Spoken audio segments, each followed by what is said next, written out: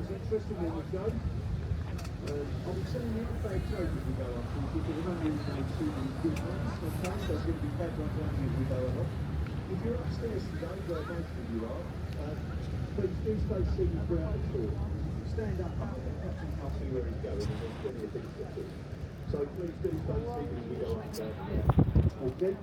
So, the first thing to talk about is the outside over there. That area of London is known as the City of Westminster. Westminster being the home of where our government is over there. And it gets the name Westminster because if you look to the right of this tower ahead of us, you'll see a very large cathedral-like building over there. That's Westminster Abbey, and it's what gives that area of London its name. Because there's been a minster on that site for over 1,000 years, and it's to the west of London. So that's why it's known as the City of Westminster over there. You can see the building now, actually. That's where all of our royal weddings take place, our state funerals, coronations, they all take place in there. It's what gives that area of London its name.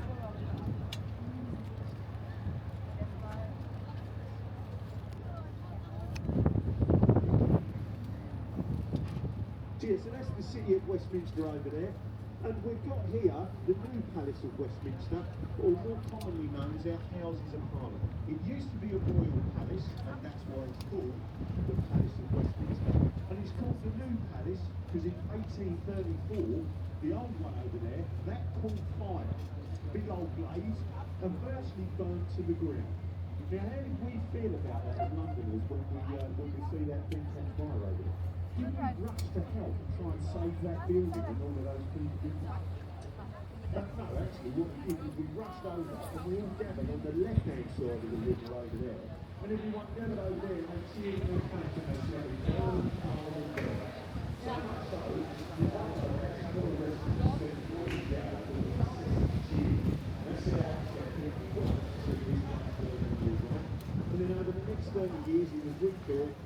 And what you're looking at there is the finished article from 1864. There's two Parliament buildings in here.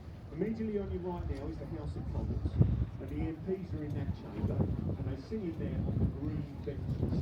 Ahead of you is the House of Lords, and they sit in that chamber on the red benches. And that's why you've got these red and green awnings here. They are the separate restaurants and bars for the Lords in red and the MPs in green. And they have to be kept apart in there, because if you let the MPs and the Lords mix, then what you get is corruption in Parliament. So they keep them apart, supposedly to keep them corruption free, but being a Brit, I've got a different view as to how successful that's been over the years, huh? For sure, there's been many cases of corruption in there, definitely. So these people up here in the red area, they're all the Lords who were appointed by the King to serve in the House of Lords. In this green area here, that's the MPs. They're elected by the general public in Britain to come and represent us here. Now, as we turn, the tallest tower on the right-hand side now, the one right at the end, that's called the Victoria Tower, or the Royal Tower. And it's actually the monarch's entrance. The King or Queen enter Parliament from this end of the building of this tower. But the King or Queen never ever go past the halfway point of this building. In the middle there is another tower, and it's called the Central Tower, and it marks the halfway point. The King or Queen only ever go into the House of Lords. They never go into the House of Commons where all the MPs are. Because the last time the King went into the House of Lords was in 1642, when King Charles I went from the House of Lords into the House of Commons to arrest 5 MPs. Because they would have put his taxes up. But by crossing the floor and going from the Lords into the Commons, it was seen as an abuse of the King's power and privilege, and it put him at war with Parliament. He eventually lost the English Civil War in 1649, and he also lost his head. He had his head chopped off. So since that day, no King or Queen has ever gone past this stone tower in the middle here and gone into the House of Commons ahead of us.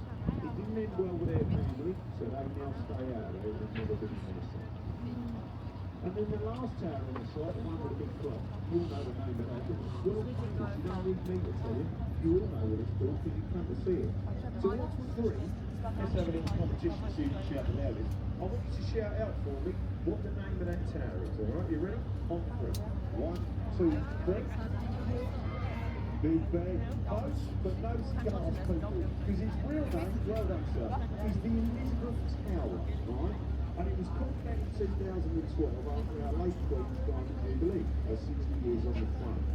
It's never officially been called Big Ben, or that tower, but everyone knows it was Big Ben, because when this was being rebuilt following the fire, the guy who was in charge of the work was a very large, round-haired Englishman called Sir Benjamin Ford.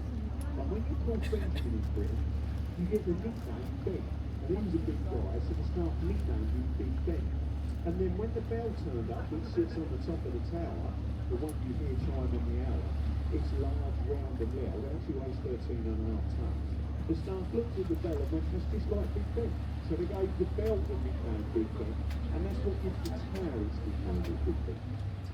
This is what he went called Richard, really, and you could have found out a very different nickname for that, couldn't you? But I believe that might fit with you, alright?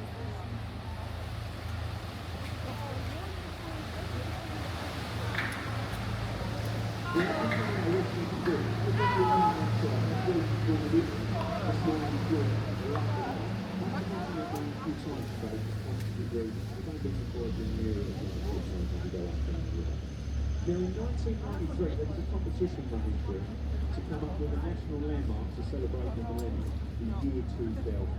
This entered that competition in a blazing glory, but it lost actually, it didn't win, it came second. What did we do this year we go up in the river, and I'll turn it out to you when we get there. The British Airways, or BA as they're known, they like the design of this wheel that much, but they paid for this to be built and put here as a private venture of displayed aircraft now as advertised. So when it first opened in the year 2000, it was known as the BA slot. And it cost BA 75 million quid capital to have that built and put there. But it proved to be a lot more successful than they thought it ever would be, because it took them just 2 years to make that money back, that's all. And if you've been up there today, you've probably got a good idea of why it took 2 years, because you don't get a lot of time up there, that's for sure. But it's 32 pods on it, and that's because London is made up of 32 metropolitan boroughs. So there's one pod for every London borough. If you get on that and you find yourself on pod 33 though, don't be alarmed, it does continue round. It's because when they first opened that, and I remember this really well, they still didn't put a pod 13 on, and we don't think 13 right? It's very bad work number 13. And it's caused chaos, because everyone pitches using to get into pod 13 because of that bad luck. So I think you mean they had to get rid of it. So it now goes 10, 11, 12, 33, 14, 15, 16. And everyone now gets in pod 33, completely unaware that it's really pod 13. But that's why they got rid of all the chaos on the road. It's also got a massive connection to romance actually. Since it's opened, there's been over 8,000 marriages to pay. But there's always a bubble around that. There's also been 20 resorts. It takes half hour to go around, and never on the London you're going to get knocked off, and they give you a lovely little photo of it at the end as well, actually. So yeah. It used to be 19, but there was a certain 14th in February, and it became 20 because it didn't go his way. It was not very happy, he was gutted actually. So was I, that was I found my country, I don't even remember when they took it in February. So if anyone thinks they're doing stuff, please do give me a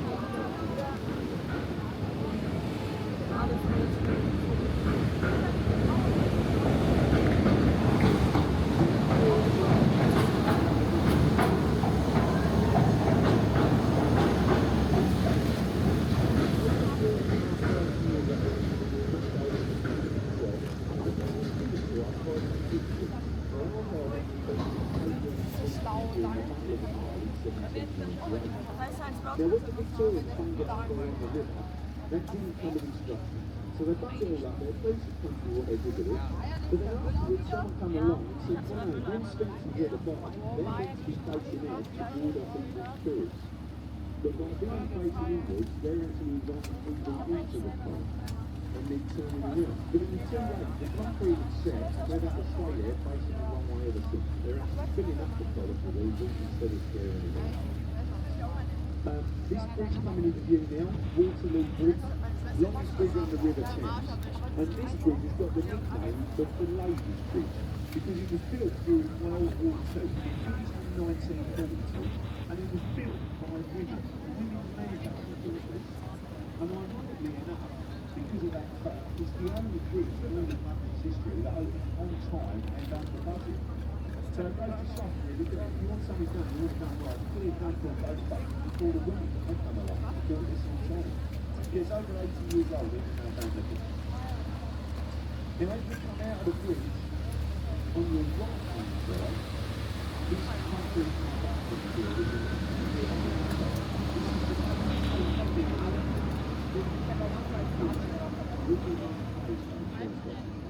but it's also known as Britain's ugliest building. Because in 1976, this was owned by Tripod, Prince Charles, now out here. He opened this, and he asked architects, and I asked him on live TV, what do you think of this place? And he said, I hate it. It was like the back end of the nuclear power station. And he said, no right to be able to really do it. 2 years after it opened, there was a public vote held in Britain for the nation to nominate our ugliest building. And we all voted for that because of what Charles Boy said about it. And now he's King Charles, we started voting for that building again. It's actually one of the politicians trying to undertake it. If we don't like it, we don't like it, we can vote for it. A much nicer, prettier building over here on the right, this brick building with a stone tower above. Oxo Wall, famous British company that opened this in 1949. The day they opened it, they opened up with full, because the winners of Royal Highway, and therefore you're not allowed to advertise on it. But in the tower above that building is their brand name spelled out in the window, OXO. So they were taking a call on the foot of everything tower before. So they hired a barrister who very cleverly argued the case with the judge and said to him, "Come on, Your Honour, we never had this play out from the name up there. We used all the windows to buy houses in this area." And unbelievably, actually, West Marlow advertising. The only thing we'll see along the road today, and actually some people say that the judge never went against the Royal Family.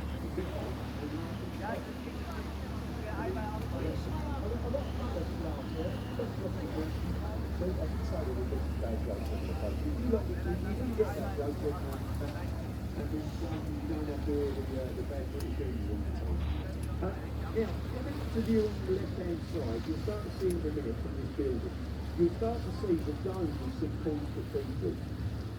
This large, round, circular dome on the top of it. This is the big version of St Paul's Cathedral. The fourth one burned down in the Great Fire of London in 1666. So Christopher Wren, famous British architect, designed and then oversee the building of this. And he finally finished it on Christmas Day in 1711. Now when this building opened up here in the left, well, that was the richest place in the world. He wanted to show off how well Christopher by putting on the top of the temple dome, another 60-foot golden pole. He wanted a 60-foot golden pole. Because you could put them on the boat side. Probably because it became a boat. Really good. So he wanted to put it on the top, but it's just, we don't put it in the two sides. But when this one comes out, so this is what we were done. So we see something like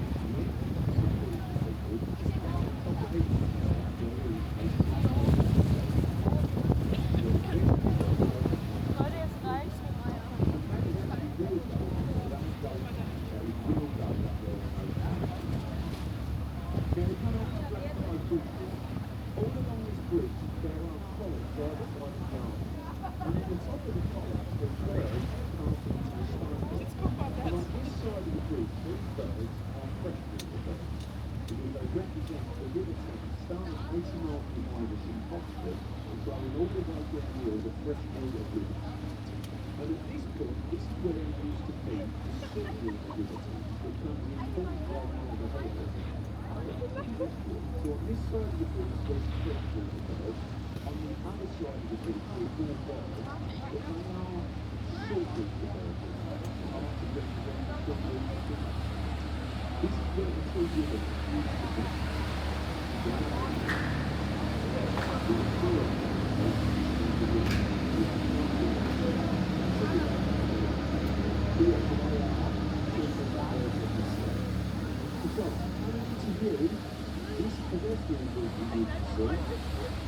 This is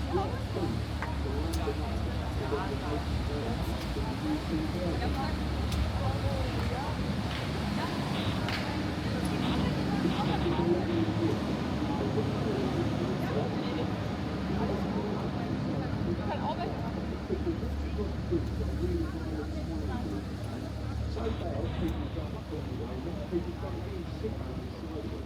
It was only open for 2 days. And 2 broken legs and 1 broken hip in those 2 days. So then they had to shut the bridge for safety grounds, and they kept it shut for over 2 years until they fixed it out all the bridges. Reopened it and raised the glory and renamed it as the Great River. But we still call it Robin Hill. If anyone waves at me for something like that, then that's because I know nothing about its history or the old amount of beer like that before. Now, over your right over here, you've got this 334-foot chimney. This is the old power station for London Thames River. It shut down in 1975, and then in the year 2000, after 25 years of sitting there doing nothing, it opened up as the Thames Modern, the biggest modern art gallery in the entire world in one place. It's free to do. Not get in there and have a look at it. What I can tell you about in there is that there's a fantastic cocktail bar on the top. There's a great view because there's a great view. Because that's how modern art is. You don't know if you're giving that cocktail bar, I still wouldn't work out. It's still a bit more.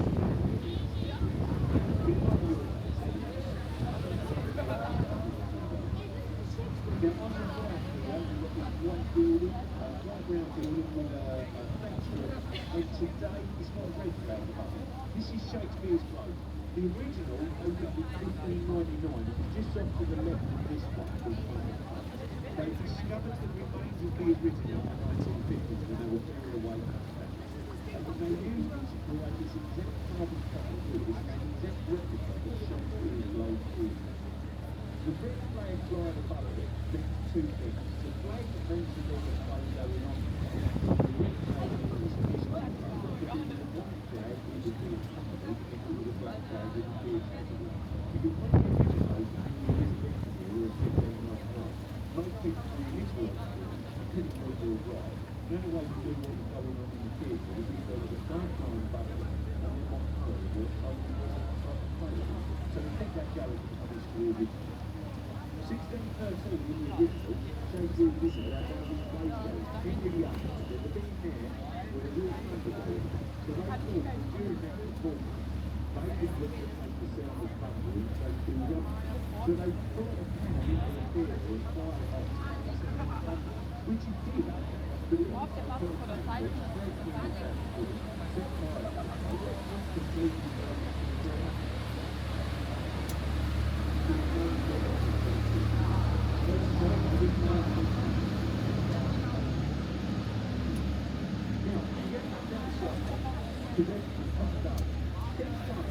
And come to this one little pub up here on the right where you go to your pub. Anchor Tavern, one of the oldest pubs in London. This is been a pub in there for over 700 years. On Sunday, September the 2nd, 1666, famous English diarist, the guy called Samuel Pepys, was sitting in that very pub, and he'd seen the great fire of London start.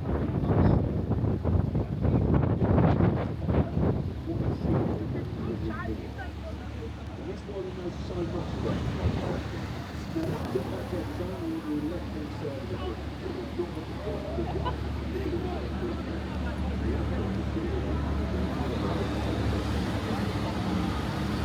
So let's try to look at that. If you look at the left, you can see the top of the town corner with the page. This is the monument to the town. It went in 1676, very many steps to the top, 210 feet high.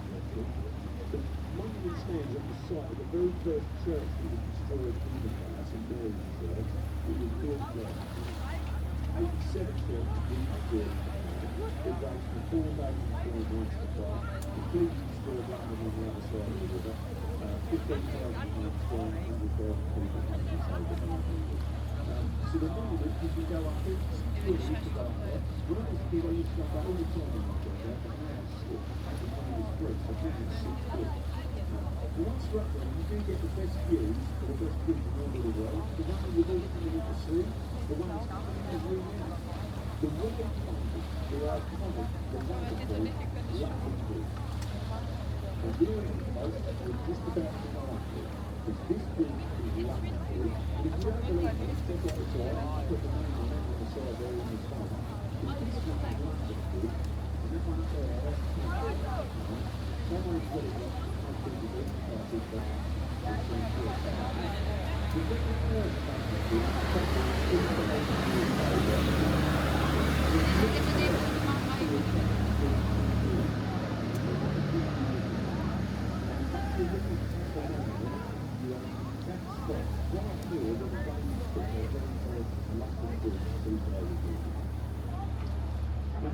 the right World War II naval history, this ship is the Belfast, launched in 1938 and served throughout World War II and the Korea War.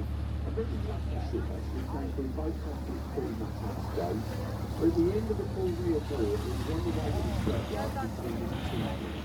When the Imperial War Museum stepped in and brought this ship onto the British government and turned it into a naval museum. And it's been there ever since the 1970s. It's a good couple of hours out. Coming in the view, our brief, not as old as it looks, 1894 the beach was constructed. Built to look much older than it is, so it blends in with the tower which is over there on the left-hand side. That's the British name. 278 that was built, so it must be older. The beach is a gas fuel bridge. So that little seesaw in the front, and the bit in the middle there, that lifts up to allow vehicles to pass through up the beach. And it all happens without too much drive. It's quite the time of day now. We used to have over 25 times a day. Now you can see it from the double-decker bus area. I'll tell you two stories involving one of these running double-decker buses. 1952, Albert Humphrey was driving his 78 bus. What Albert didn't know is this was the end of life. But the traffic lights weren't working and she was taking his stop. As he drove onto the bridge outlet, all of a sudden, all of these passengers, they were no longer going forward, they were going up. Because this bridge started to open the window button. He didn't know what to do, Albert, so he floored it and he accelerated, and he took off with 12 foot level at 8 o'clock, and then he fast landed on the other side. He's got a bus. Sina, He was called a national hero, Albert. He was given 10 million more and the day of the work. But the nicest thing about the story is that on the bus, and it's true, that's in central Europe, the nicest thing is that on the bus there were two people who were getting carried over on that bus. I just picked up the drive on my wedding day, and a very short time after that on the bus, and we drove to the church on my wedding day. My favourite story about that is now, over on the left of the tower, the building over there, that's the third building that was built. Its real name is the Black Tower, but it's got the nickname of the Black Tower, because everyone who was executed in the Tower of London had their legs chopped off in front of this building on the left, and then their blood would go all over the wall, and that's what it's known as the Black Tower. All of those people who were executed, they all from the Tower of London, so in here, on the left, where it's dead, take this gate. You can see that brick up there on the river. It's the original entrance into the town where that building is. That's where all of the people who went through and all those had their heads taken off their shoulders. To anyway, the King Henry VIII went through that very hard road there on the left-hand side. The original one-way ticket that was in England. And there's a 78 bus coming over. It's still the same bus route that Albert drove in 1952. Now, let's see if we get away with anyone in Town Bridge. Because if you do, true to the traditionalists, you and everyone on the boat are getting 5 years good luck. Right? So it's a blue stay, and when we turn for 5 years, so they'll go up to the top look at their boat, like you guys are there today. They'll go to their families, their families will go back, and that will give them all the 5 years good luck that they're able to get safely back to port. You know what I mean? That's the way we're going to do it. Now, I'm going to tell you how you can have all that good luck when you get out there in the world.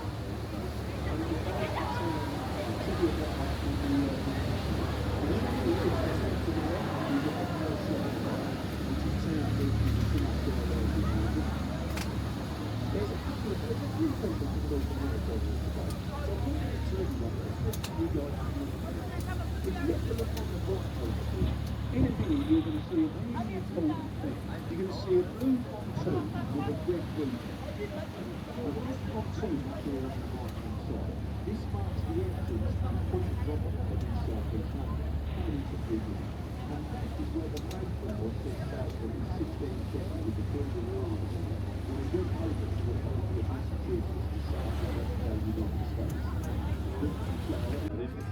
cool. I'll take this out and over there. There's another. So we're going to head back through the bridge, and I've saying this to everyone, you come to London, make sure you do a tour of the Tower of London, actually, because if you don't, you're missing out a bit, because that is a really great place to go and visit, and you can actually get a free guided tour around the Tower of London. Once you pay your entry fee and you get in there, the King's bodyguards, the yeoman builders, called the beekeepers in Brooklyn, they live and work in the tower, but at the top of every hour they do a free guided tour around there. It's fantastic. That's in all of the 1,000 years of history of the place. And at the end of your tour, all of that good luck that you got all the people waving at you from Tower Bridge today, you get the opportunity to double it because there's a London legend involved in the Tower of London. And that is that when you do your tour, at the end of your tour, if you tip the beekeeper, then you can get 10 points. In fact, I guess what it is to be decent. The London legend is you tip any London tour guide with 10 years on your success. You're giving it away at this point, so you'll be able to reach out around. See if you get another way up there from there. Thank you so much, Daniel. So you take your arm over